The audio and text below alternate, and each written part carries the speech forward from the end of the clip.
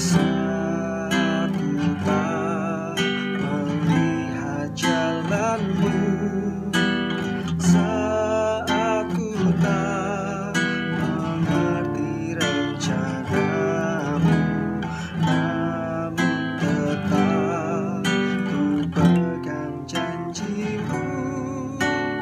Pengharapanku hanya padamu. Hatiku percaya,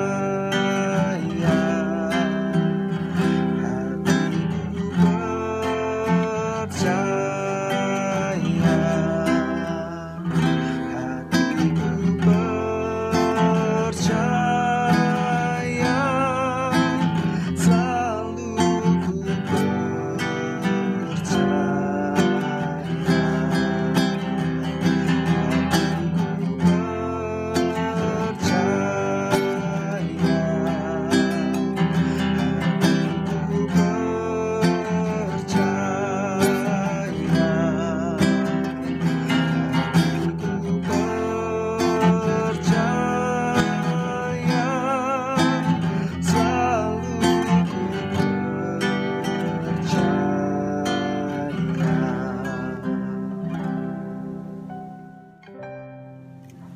Mazmur 73 ayat 28 berkata, "Tetapi aku suka dekat pada Allah.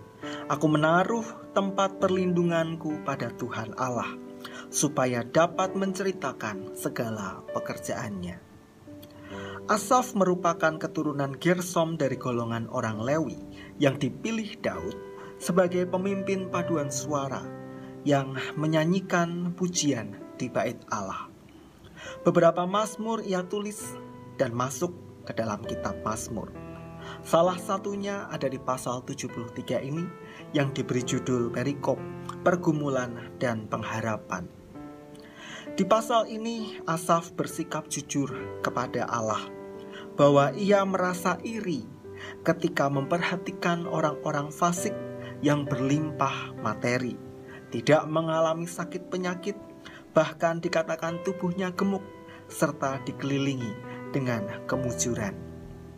Sedangkan ia dan orang-orang yang mengikut Tuhan dengan setia justru dekat dengan pergumulan. Lebih-lebih para orang fasik itu tidak segan menyindir dan mengata-ngatai umat Tuhan karena mereka hidup lebih baik daripada umat Tuhan. Namun kemudian Asaf menyadari bahwa meskipun orang fasik dibiarkan hidup dalam kemujuran, pada kesudahannya mereka akan hancur, binasa, dan dipandang hina oleh Allah. Kesadaran itulah yang mendasari kesimpulan Asaf di ayat 28 tadi, bahwa ia rindu, ia mau tetap dekat dengan Allah, meskipun di saat itu ia berhadapan dengan berbagai pergumulan. Dari sini kita belajar betapa kadang ungkapan hati Asaf mewakili pertanyaan hati kita kepada Tuhan. Mengapa orang fasik dibiarkan mujur, sedangkan orang benar justru mengalami pergumulan? Tetapi kita juga belajar dari Asaf. Ketika kesudahan terjadi, maka semua orang fasik tidak dipandang oleh Allah, sedangkan orang benar beroleh kelepasan dan dipandang berharga di mata Allah. Maka seperti penutup perikop ini, kiranya kita menjadi umat Tuhan yang selalu rindu dekat dengan Allah di segala situasi yang kita hadapi. Bahkan kita mau bertahan ketika pergumulan datang kepada kita. Mengapa? Karena di dalam Tuhan terdapat perlindungan. Perlindungan saat kita mengalami pergumulan, mara bahaya, bahkan perlindungan itu memberi kita kekekalan. Dan ketika kita mengalami perlindungan Tuhan, jangan lupa untuk menceritakan itu semua kepada orang-orang yang ada di sekitar kita, agar mereka turut menyaksikan, mengalami, dan menyadari kebaikan perlindungan Allah seperti yang sudah kita alami.